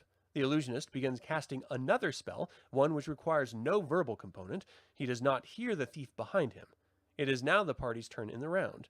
The cleric smites one of the onrushing orcs and kills it, and the thief stabs the illusionist from behind with his sword, killing him. The fighters and magic user are held fast by orcs, so they can do nothing. Round 2 is over. The initiative roll in the third round goes to the party. The cleric kills another orc while the thief rushes at the orcs holding the nearest fighter. It is now the orcs' turn, and their leader is dead, and they still face 2 powerful opponents. They will check morale. It is probable that they will kill the pinned characters with dagger thrusts if their morale does not break, or that they will release the pinned characters and run away if their morale is bad. All right, and that is the example of combat and the end of that segment. Let's dive into the next section. Combat procedures. Most magical combat and breath weapons do not require the attacker to determine if the weapon hits, but the target creatures are allowed saving throws to see if they avoided the attack or at least partially negated it. Other attacks require a to-hit dice roll by the attackers, and damage is always scored if the hit is made. A further saving throw might be required if the hit score has other possible effects, such as death due to poison, paralysis, etc. Whether or not a hit is scored depends on the power of the attacker and the armor class of the defender. Each of these topics is discussed below. Saving throw. The chance to avoid or possibly negate magical and breath attack forms is known as the save. Note that magic items and even normal items and weapons must be saved for due to such attacks, falls, or blows. Consider the fate of a cloak when exposed to dragon fire, a suit of magical armor struck by a lightning bolt, or a magic hammer flying through a cone of cold prior to striking its target. Your dungeon master has tables which show the saving throw scores for these attack forms by class of character, by level of experience in class. Those base numbers are modified by the power of the attack and by magical protections and character class and race. Have you guys ever done no joke, you'd get drunk and read player guides and such as a Ute. These and the tradition books from Mage. It was weirdly fun to me. Hey, Remy, thanks for joining live. Yeah, I mean, that's really what I'm doing here, right? I'm just sort of doing this as, a little bit of fun and exploration, really. I've never, ever rolled a saving throw on armor after it's been hit by, breath weapon or anything like that. Not once ever. I've never even considered it. It's one of those rules that it's there, but I just don't really pay attention to it because I'd rather focus on the story or the events. And I don't know, because I've never considered it, I've never considered the consequences of not doing it, right? Like having to get new armor from time to time or repair your armor. It's just never been in my mind. How about you guys? Armor class. The type of armor worn, the inclusion of a shield, magic factors, and dexterity are inclusions in overall armor class. The size ratio is also important at times, i.e. a dwarf adds 4 factors to his armor class if his opponent is a giant. For example, Splint Mail is armor class 4, and if a shield is added, the armor class becomes 3. But suppose it is a magical +1 shield, then armor class becomes 2. Now assume that the character has a displacer cloak, so the armor class becomes 0. And furthermore, because the character has a 16 dexterity, a final bonus of +2 is given, and the armor class of this character is -2. If the character is a dwarf, a giant attempting to hit him or her would have to hit armor class -6 because of the size differential penalty. Now let us take this character through a few attacks. First, the dwarf is engaged in a melee against a band of 7 hobgoblins. His shield bonus is good only against a maximum of 3 opponents, so 4 hobgoblins would attack at armor class 0. Furthermore, as the dwarf can only see and react to opponents before him, these same 4 hobgoblins would also attack the dwarf, with the latter getting dexterity bonuses, so their attacks would be against armor class 2. Similarly, if giants hurled boulders at the dwarf rather than struck at him with their weapons, his dexterity and size bonuses would not accrue to him, so instead of armor class -6, the boulders would attack a target with armor class 0. That is a lot to consider. Again, never did it as a kid, and only started doing it in later Dungeons & Dragons games, when you could actually see your character figure on a map, you know? It's too much detail, you think, for the armor saving throw. Why not roll for shoes and pants, unless it was a story essential? Yeah, and that's the other thing, is in every case, as a DM, I would always err on story first, right? So the story that I've always run, the basic premise is that the players are heroes, not normal people. And so, I don't know, like worrying about whether their socks get burnt up in a breath attack during combat is totally pointless. It's just adding extra details that ultimately serve no end except for rolling, and that gets in the way of the fun, that's how I see it anyway. First strike. The 1-minute melee round assumes much activity. Rushes, retreats, feints, parries, checks, and so on. Once during this period, each combatant has the opportunity to get a real blow in. Usually, this is indicated by initiative, but sometimes other circumstances will prevail. High-level fighters get multiple blows per round, so they will usually strike first and last in a round. Slowed creatures always strike last. Hasted or speeded creatures strike first. A solid formation of creatures with long weapons will strike opponents with shorter weapons first. A rushing opponent will be struck first by a polearm, spear set in its path. Your DM will adjudicate such matters with common sense. When important single combat occurs, then dexterities and weapon factors will be used to determine the order and number of strikes in a round. Weapon factors.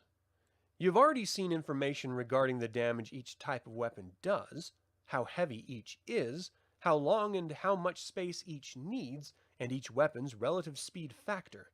The same charts also give relative efficiency against armor types. Your referee will use these factors in determination of melee combatants by relating them to his attack matrices. Monster attack damage. Monsters with weapons will generally attack much as characters do. Those with natural weaponry, such as claws, talons, teeth, fangs, tusks, horns, etc., will use the matrix for monster attacks. There are exceptions to both cases. Attack and saving throw matrices. Your DM has matrices for each class of character by level groups, showing the score required to hit in various sorts of armor and armor classifications. Normal men, such as men-at-arms, are always considered at level 0. Monsters are classed by their hit die. All creatures use the same saving throw matrices. The modifier is relative class, i.e. fighter, thief, etc. Items save on a special matrix. And that is the end of combat procedures.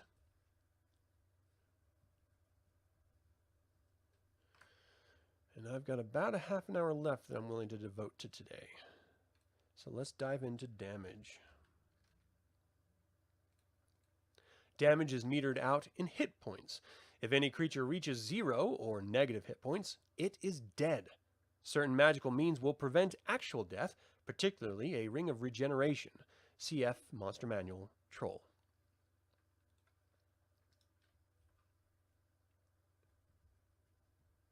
Alright, the next section is falling damage. Falling into pits from ledges, down shafts, and so forth will certainly cause damage unless the fall is broken. While such falls could break limbs and other bones, it is probable that your referee will simply use a hit point damage computation based on 1d6 for each 10 foot of distance fallen to a maximum of 20d6, plus or minus adjustments for the surface fallen upon. This treatment gives characters a better survival chance, although it is not as realistic as systems to determine breaks, sprains, dislocations, internal organ damage, etc. My friend had the Middle-earth role-playing game, and if I'm remembering correctly, the Middle-earth had combat modifiers or like critical event modifiers that would say whether or not you cleaved off an arm or whether you broke a rib, and then it would have, the effects of whatever that occurrence is. It was very, very detailed and got into the nit and gritty of actual damage. And as fun as that is in the moment, over a campaign, it can become a real pain in the ass. Especially, if you're like wanting to attack someone as a fighter and the DM's like, oh, you broke your arm, so now you have to use your offhand, or you're going to have to find some other way of attacking him, rather than just taking the hit points and moving on. It becomes a bit of a pain in the tuchus. That is the end of that segment. I need to sharpen my pencil because it's getting challenging here. Healing. There are numerous ways to restore lost hit points. The most mundane is by resting and allowing time to do the job. For each day of rest, 1 hit point of damage is restored. After 30 game days have passed, hit points accrued at the rate of 5 per day thereafter. The laying on of hands by paladins, spells, potions, and various magical devices will quickly restore many lost hit points. A wish spell can be used to restore lost hit points to several characters at once. Hit points can never exceed the total rolled for the character, plus bonuses. This was also a huge pain in the tuchus. A whole 1 hit point a day. If you're trying to do battle after battle after battle, and like if you're in a dungeon, for example, and you can't find somewhere to properly rest, you're screwed after just 1 or 2 encounters. What are you going to do? It gets rough. Pardon me. All right, the next section here.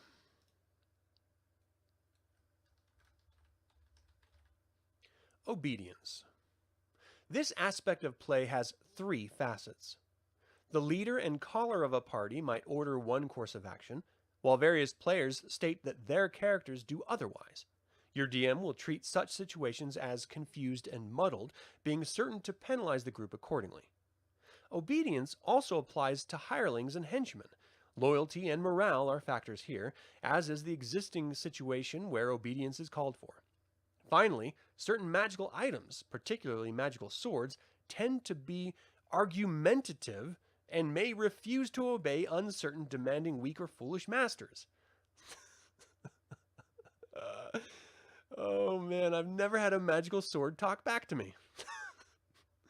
If in doubt regarding obedience, the sure test is the one where you ask yourself if your character would do it. This test applies only to creatures, not magically endowed items. If you ask a henchman to try on a cloak, it is probable that he and all of your other henchmen and hirelings will expect that the garment will become his. Likewise, if a servitor is asked to sample the contents of a potion bottle, the item is then regarded as the servitor's property by all onlookers. Obedience is based on such consideration, i.e., fairness, justness, rewards, hazards, love, respect, fear, and similar repute and emotion. This is the other part of this Advanced Dungeons & Dragons that really focuses on henchmen or other party members like hirelings. Again, an aspect I'd never worried about ever. I always preferred just to focus on my character and going through it, or as the DM, focusing on the hero character rather than having a whole bunch of henchmen around. Anyway, that is the end of that segment. This next one is morale. Morale properly refers to the state of mind of troops during combat or stress situations. Stupid creatures tend to fight to the death. So do creatures with a set purpose in mind, elite, guards, and fanatical creatures. Your character will never have to check morale status, nor will any other player character, for each player provides this personally. Some are brave, some foolish, some cautious, some cowardly. Your character's henchmen will probably have to check morale, so too will hirelings. Powerful monsters will never check morale, and even weak ones will probably not do so as long as they have leadership. When you require your henchmen and or hirelings to take risks which your character is not personally taking, or when in hazardous situations with or without your character, or when faced with a defeated and fleeting enemy just overcome, or when given the prospect of rich loot, these are times when the campaign referee will usually require morale checks. Obedience, actions, reactions, etc. will be decided by such morale checks. In addition to the influence of your character's charisma has, the loyalty rating of henchmen and hirelings will be influenced by past treatment, current situation, and the behavior of any of the fellows nearby. Your lieutenants, if any, will provide a steady influence. Higher level characters are unlikely to have poor morale unless they are faced with an obviously hopeless situation, at least as far as they can see it, and or when they are low in hit points. If you treat your henchmen and hirelings fairly, pay them well, and give them arms and equipment which allow them to effectively engage in combat by maximizing their protection and offensive potential, their morale base will be good. Furthermore, if you do not require them to take risks which your character does not take, if their morality is not high and their master does not abandon them to their fate as long as another course is possible, the troops will be likely to be firm in the face of nearly any threat. Lack of action, setbacks, and similar things can reduce morale. A good player pays strict attention to these considerations.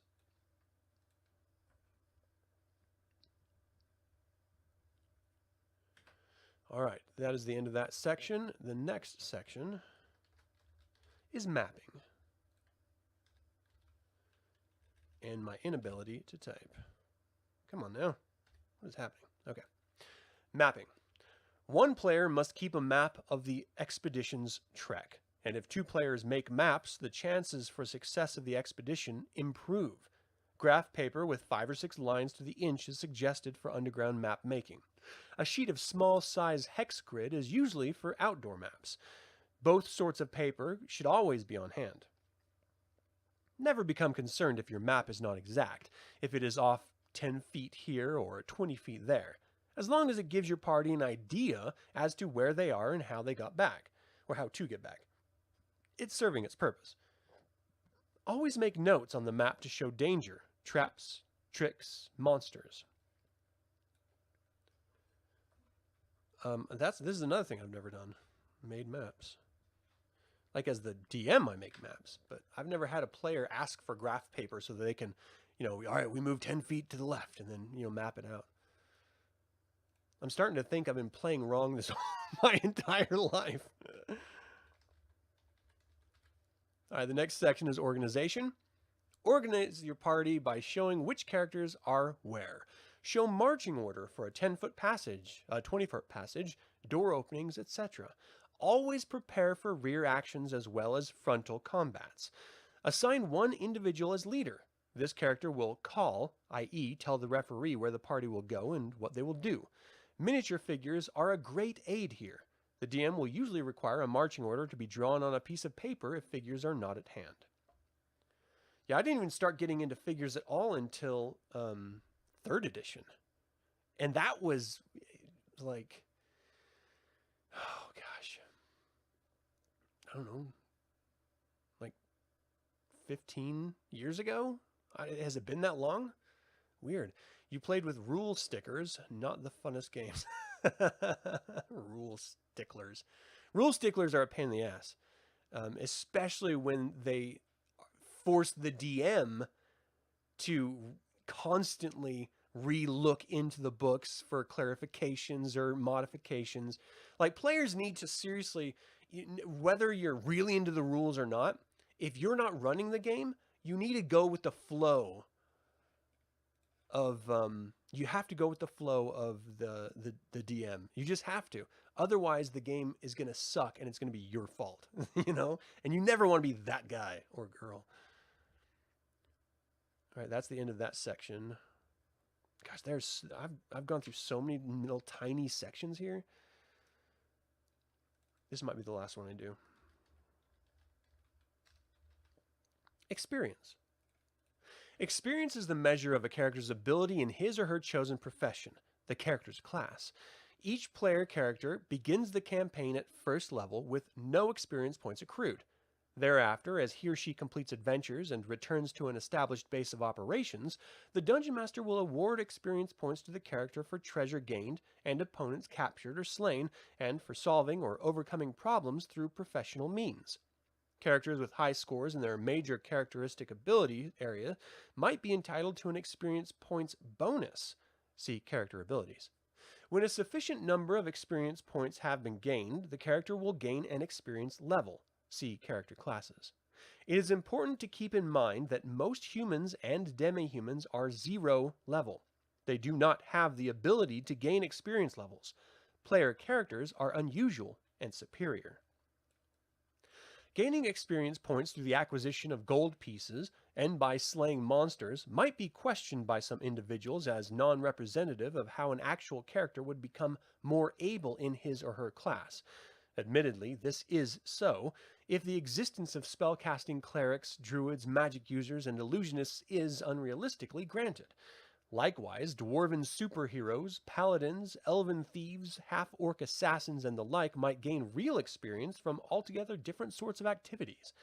This is a game, however, a fantasy game, and suspension of disbelief is required. If one can accept the existence of 12-foot-tall giants, why not the rewarding of experience points for treasure gained? While praying and religious-oriented acts are more properly the activities for which a cleric would gain experience points, this is not the stuff of exciting swords and sorcery adventure. So too, fighters need physical training and weapons practice, magic users long hours of study in tomes of arcane lore, and thieves the repetition of their manual skills and discernitory prowess. But none of this is suitable to gaming. It is therefore discarded and subsumed as taking place on a character's off hours. As a rule, 1 point of experience will be rewarded for 1 gold piece gained by a character, with copper pieces, silver pieces, electrum pieces, platinum pieces, gems, jewelry, and like treasury being converted to a gold piece value. Magic items gained and retained have only a low experience point value, for they benefit the character through their use. Magic items gained and sold immediately are treated as gold pieces, the selling price being an award in experience on the stated 1-for-1 basis. Experience points awarded for treasure gained, monetary or magical, are modified downward of the guardian of the treasure. Whether a monster, device, or obstacle, such as a secret door or maze, was generally weaker than the character who overcame it. A 4th level character versus a single orc is an overmatch, and only about 10% of the treasure value gained could count towards experience point. But if 9 or 10 orcs were involved, the experience points awarded would generally be on the 1-for-1 basis. Monsters captured or slain always bring a full experience point award. Captured monsters ransomed or sold bring a gold piece experience point ratio award. Monsters slain gain a set point award. Low hit point or dice monsters have a low experience point award. Masters with high hit points or dice have large experience point awards. Special abilities such as magical resistance, spell capability, gaze or breath weapons, regeneration, and the like also increase experience points amounts. Finally, clerics' major aims are to use their spells' abilities to aid during any given encounter. Fighters aim to engage in combat. Magic users aim to cast spells. Thieves aim to make or gain by stealth, and monks aim to use their unusual talents to come to successful ends. If characters gain treasure by pursuit of their major aims, then they are always generally entitled to a full share of earned experience points awarded by the DM. Your DM will award your character's experience points as explained.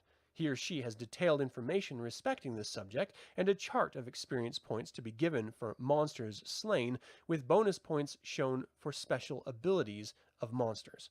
After being awarded points, you will be expected to add any bonus due for high major characteristic ability, total the whole, and record the number of experience points now possessed by the character. Remember, character henchmen will gain only 1/2 of total experience. Your referee might require you to inform him or her of new experience point totals in order to keep records. This prevents any fudging on the part of overzealous players. All right, that is the end of that section, and I might as well do poison. It's right here. Why not? Let's talk poison for a second.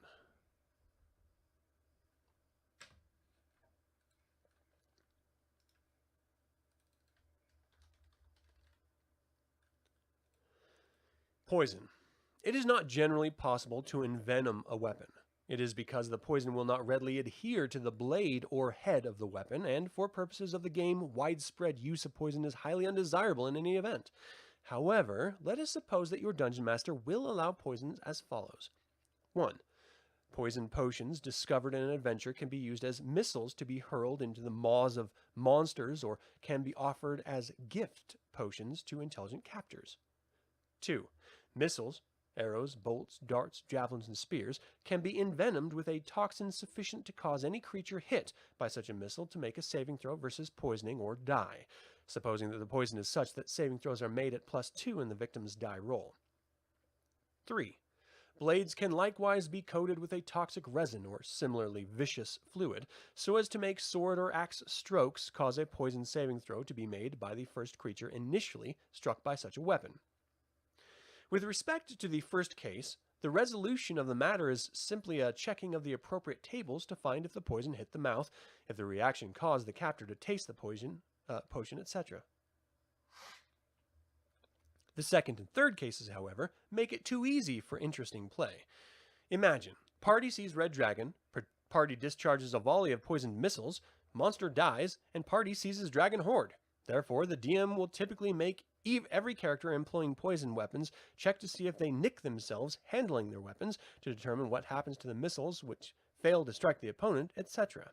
It is also likely that the DM will establish sanctions regarding the use of poisons on a continual basis, i.e., characters of good alignment cannot use such toxic substances as it constitutes foul and unfair practice, or characters found with poisoned weapons will be immediately slain and their corpses burned and ashes scattered. In a similar vein, most communities view poisons and poisoning as highly undesirable due to the difficulty of protecting against ingestion of such fatal substances.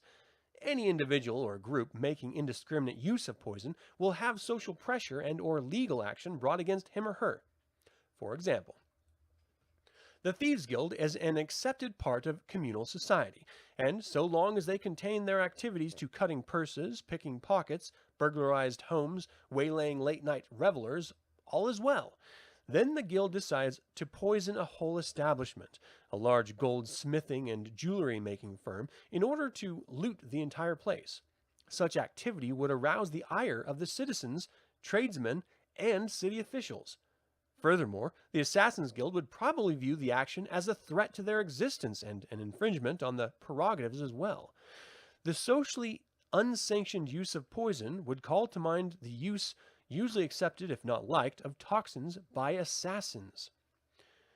Premeditated murder, particularly on a grand scale, is likewise the exclusive precinct of the Assassin's Guild. Taken in a lesser context, an individual employing an envenomed sword is calling unfavorable attention to the use of poisons, possibly confusing his or her role with that of a guild member and so trespassing. The upshot of this is to consult your DM with respect to the permissible usage of poisons. Keep in mind the principal reason for restriction of the use of poison. The game must offer challenge. If poison is limited or specially treated, you will understand and cooperate. And there's a little image of, well, my stinking figure's in the way of it, but there's an image of a little poison blade. Pretty awesome. I love these little illustrations. They're great. All right, that's where we're going to end. We're going to pick up next time on Successful Adventures. Thank you guys so much for tuning in. If you've tuned in live, I appreciate you. What was it, Thaco? That shit sucked to you? 2-hit armor class 0. That was mainly 2nd edition, though that was an action that was in this 1st edition as well. I believe it's an alternate rule in the Dungeon Master's Guide or Unearthed Arcana, one of the two. But either case, it is in this version. And I actually didn't mind Thaco. I thought it was fine. You know, I did, because I mainly played Dragonlance. I played first edition primarily. I cut my teeth on basic set. And then I played second edition as soon as it came out and really did the whole THACO thing. But as soon as Saga role-playing system came out for Dragonlance 5th Age, we jumped over and did that version for a long time. We just had a lot of fun with it. And then, you know, I went into the military service and college and all that. And when I came back, it was 3rd edition. So, yeah, and that's the other part of this, Kent. Thanks for joining live, by the way.